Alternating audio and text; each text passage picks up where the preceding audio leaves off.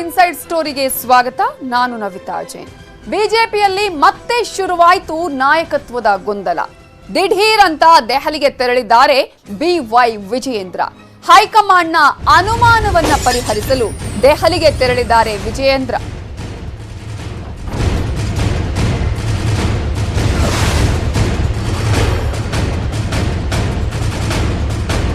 ಬಿಜೆಪಿಯಲ್ಲಿ ಮತ್ತೆ ಶುರುವಾಗಿದೆ ನಾಯಕತ್ವದ ಗೊಂದಲ. ಹೈಕಮಾಂಡ್ನ ಅನುಮಾನವನ್ನ ಪರಿಹರಿಸೋದಕ್ಕೆ ಈಗ ದೆಹಲಿಗೆ ತೆರಳಿದ್ದಾರೆ ಬಿವೈ ವಿಜಯೇಂದ್ರ ಅವರು. ಈಗಾಗಲೇ ಅನೇಕ ಅನುಮಾನಗಳಿದೆ, ಸೊ ಅವೆಲ್ಲವನ್ನ ಕ್ಲಿಯರ್ ಮಾಡಬೇಕು ಅಂತ ಹೇಳಿ ಬಿಜೆಪಿಯಲ್ಲಿರುವಂತಹ ನಾಯಕತ್ವದ ಗೊಂದಲದ ಬಗ್ಗೆ ಕೂಡ ಮಾಹಿತಿಯನ್ನ ಕೊಡೋದಿಕ್ಕೆ ಈಗ ಬಿವೈ ವಿಜಯೇಂದ್ರ ದೆಹಲಿಗೆ ತೆರಳಿದ್ದಾರೆ. ಹೈಕಮಾಂಡ್ನ ಅನುಮಾನವನ್ನ ಪರಿಹರಿಸೋದಕ್ಕೆ ದೆಹಲಿಗೆ ತೆರಳಿದ್ದಾರೆ ಬಿವೈ ವಿಜಯೇಂದ್ರ. ವಿಜಯೇಂದ್ರ ಅವರು ದಿಢೀರ್ ಅಂತ ದೆಹಲಿಗೆ ತೆರಳಿದ್ ಯಾಕೆ ಅಂತ ನೋಡ್ತಾ ಹೋಗೋದಾದ್ರೆ, ನಿನ್ನೆ ತಡರಾತ್ರಿವರೆಗೂ ಸಿಎಂ ಡಿನ್ನರ್ ಮೀಟಿಂಗ್ ಅನ್ನ ಮಾಡಿದ್ರು. ಹೈಕಮಾಂಡ್ಗೆ ಸಿಎಂ ಬಗ್ಗೆ ಏನು ಅಭಿಪ್ರಾಯ ಇದೆ ಅನ್ನುವ ಬಗ್ಗೆ ಚರ್ಚೆಯಾಗಿದೆ. ಅರುಣ್ ಸಿಂಗ್ ರಾಜ್ಯ ಭೇಟಿ ನಂತರ ನಡೆದಿರುವಂತಹ ಎಲ್ಲವೂ ಬೆಳವಣಿಗೆಗಳಿದು. ಸಂಸದ ಬಿವೈ ರಾಘವೇಂದ್ರ ಅವರಿಂದ ಕೇಂದ್ರ ಸಚಿವ ಸ್ಥಾನಕ್ಕೆ ಒತ್ತಡವನ್ನ ಕೂಡ ಹೇರಲಾಗ್ತಾ ಇದೆ. ಇನ್ನು ಬಿವೈ ವಿಜಯೇಂದ್ರ ಬಿಜೆಪಿ ಒಳಗಿನ ಮುಂದಿನ ರಾಜಕೀಯ ಭವಿಷ್ಯ ಸುದೀರ್ಘವಾಗಿ ಕುಟುಂಬದ ಜೊತೆ ಬಿಎಸ್ವೈ ಚರ್ಚೆಯನ್ನ ಮಾಡಿದ್ದಾರೆ.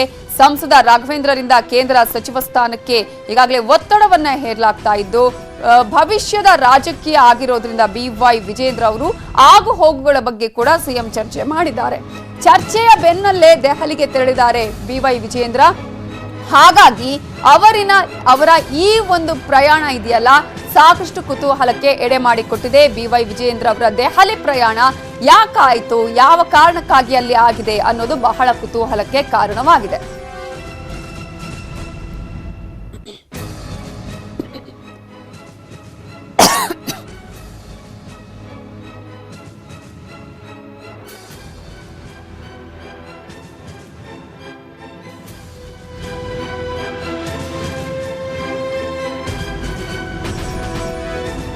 ಸಿಎಂ ಪುತ್ರನ ದೆಹಲಿ ಯಾತ್ರೆ ಈಗ ಕುತೂಹಲಕ್ಕೆ ಕಾರಣ ಆಗಿದೆ. ದಿಢೀರಂತ ದೆಹಲಿಗೆ ಪ್ರಯಾಣ ಬೆಳೆಸಿದ್ದು ಯಾಕೆ, ಯಾವ ಕಾರಣಕ್ಕಾಗಿ ಈಗ ದೆಹಲಿ ಪ್ರಯಾಣವನ್ನ ಮಾಡಿದ್ದಾರೆ?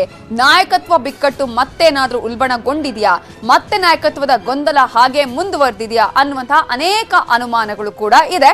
ಹಾಗಾಗಿ ಬಿವೈ ವಿಜಯೇಂದ್ರ ಅವರ ಇವತ್ತಿನ ದೆಹಲಿ ಪ್ರಯಾಣ ಬಹಳ ಕುತೂಹಲಕ್ಕೆ ಕಾರಣವಾಗಿದೆ.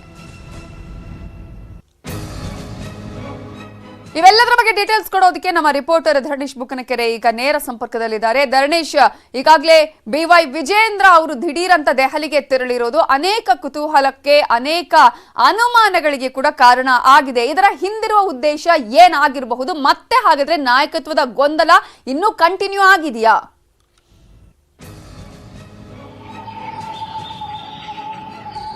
ನವಿತಾ, ನಿನ್ನೆ ರಾತ್ರಿ ಸಿಎಂ ಕುಟುಂಬ ವರ್ಗದವರು ರೆಸಾರ್ಟ್ ಒಂದರಲ್ಲಿ ಸೇರಿದ್ರು. ಒಂದು ರೀತಿಯಲ್ಲಿ ಔತಣಕ್ಕೆ ಅಂತ ಸೇರಿದ್ರು, ಡಿನ್ನರ್ಗೆ ಅಂತ ಸೇರಿದ್ರು. ಆ ಸಂದರ್ಭದಲ್ಲಿ ಕುಟುಂಬದ ವಿಷಯವನ್ನ ಚರ್ಚೆ ಮಾಡಿದ್ರು. ಅದಾದ ಬೆಳವಣಿಗೆಯಲ್ಲಿ ದಿಢೀರನೆ ಅವರು ದೆಹಲಿಗೆ ಹೊರಟಿದ್ರು. ಬಿವೈ ವಿಜಯೇಂದ್ರ ಯಡಿಯೂರಪ್ಪ ಪುತ್ರ ಅಂತ ಹೇಳಲಾಗ್ತಾ ಇತ್ತು. ಹೀಗೆ ಬೆಳಿಗ್ಗೆ ದಿಢೀರಂತ ದೆಹಲಿಗೆ ಬಂದಿದ್ದಂಥ ವಿಜಯೇಂದ್ರ ರಾತ್ರಿ ಮತ್ತೆ ವಾಪಸ್ ಕೂಡ ಹೋಗ್ತಾ ಇದ್ದಾರೆ.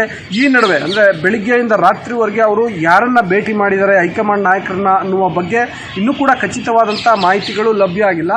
ಆದರೆ ಅವರು ಅರುಣ್ ಸಿಂಗ್ ಅವರನ್ನು ಭೇಟಿ ಆಗಿರಬಹುದು ಅಂತ ಹೇಳಲಾಗ್ತಾ ಇದೆ. ಯಾಕೆಂದರೆ ಇತ್ತೀಚೆಗೆ ನಡೆದ ವಿದ್ಯಮಾನಗಳನ್ನು ನಾವು ಗಮನಿಸಿದ್ದೀವಿ. ರಾಜ್ಯದಲ್ಲಿ ನಾಯಕತ್ವ ಬದಲಾವಣೆ ವಿಷಯ ಬಹಳ ವ್ಯಾಪಕವಾಗಿ ಚರ್ಚೆ ಆಗಿತ್ತು. ಈ ಸಂಬಂಧಪಟ್ಟಂತೆ ಅರುಣ್ ಸಿಂಗ್ ರಾಜ್ಯಕ್ಕೆ ಬಂದು ಅಲ್ಲಿ ಶಾಸಕರು, ಸಚಿವರು ಮತ್ತು ಹಿರಿಯ ನಾಯಕರ ಸಭೆಯನ್ನು ಮಾಡಿದ್ರು, ಅಭಿಪ್ರಾಯವನ್ನು ಸಂಗ್ರಹಿಸಿದ್ರು. ಆ ಸಂದರ್ಭದಲ್ಲಿ ಕೆಲವರು ವಿಜಯೇಂದ್ರ ಅವರು ಸರ್ಕಾರದ ಕೆಲಸ ಕಾರ್ಯಗಳಲ್ಲಿ ಹಸ್ತಕ್ಷೇಪ ಮಾಡ್ತಿದ್ದಾರೆ ಅನ್ನುವಂತಹ ಅಸಮಾಧಾನವನ್ನು ಹೊರಹಾಕಿದ್ರು. ಆ ಅಸಮಾಧಾನದ ಹಿನ್ನೆಲೆಯಲ್ಲಿ ಅರುಣ್ ಸಿಂಗ್ ವಿಜಯೇಂದ್ರಗೆ ಸೂಚನೆಯನ್ನು ಕೊಟ್ಟಿದ್ರು. ಆ ಕಾರಣಕ್ಕೋಸ್ಕರ ಸ್ಪಷ್ಟೀಕರಣ ಕೊಡಲಿಕ್ಕೆ ಅವರು ದೆಹಲಿಗೆ ಬಂದಿದ್ರು ಅಂತ ಹೇಳಲಾಗ್ತಾ ಇದೆ. ಇನ್ನೂ ಕೂಡ ಖಚಿತವಾದಂಥ ಮಾಹಿತಿಗಳು ಬರಬೇಕು.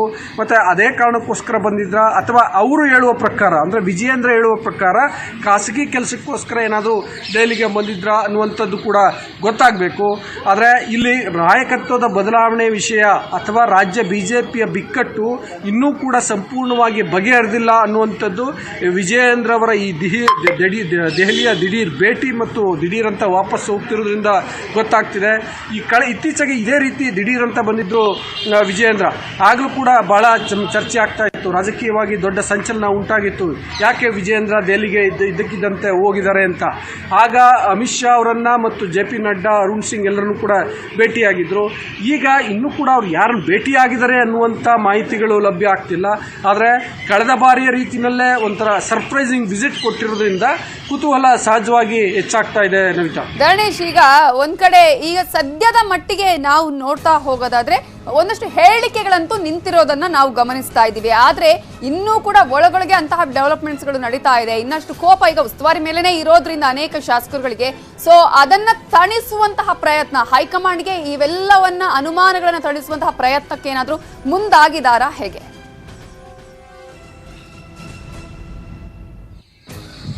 ಹೌದು. ಈಗ ಒಂದು ಅರುಣ್ ಸಿಂಗ್ ಅವರು ವರದಿಯನ್ನ ಕೊಟ್ಟಿದ್ದಾರೆ, ಅದರಲ್ಲಿ ಕೆಲವರು ಆಕ್ಷೇಪ ವ್ಯಕ್ತಪಡಿಸಿರೋದ್ರ ಬಗ್ಗೆ ತಿಳಿಸಿದ್ದಾರೆ ಅಂತೇಳಿ ಹೇಳಲಾಗ್ತಾ ಇದೆ. ಅದಕ್ಕೆ ಸಂಬಂಧಪಟ್ಟಂತೆ ವಿಜಯೇಂದ್ರ ಸ್ಪಷ್ಟೀಕರಣವನ್ನು ಕೊಟ್ಟಿರಬಹುದು ಅವರ ತಂದೆ ಮುಖ್ಯಮಂತ್ರಿ ಯಡಿಯೂರಪ್ಪ ಪರವಾಗಿ.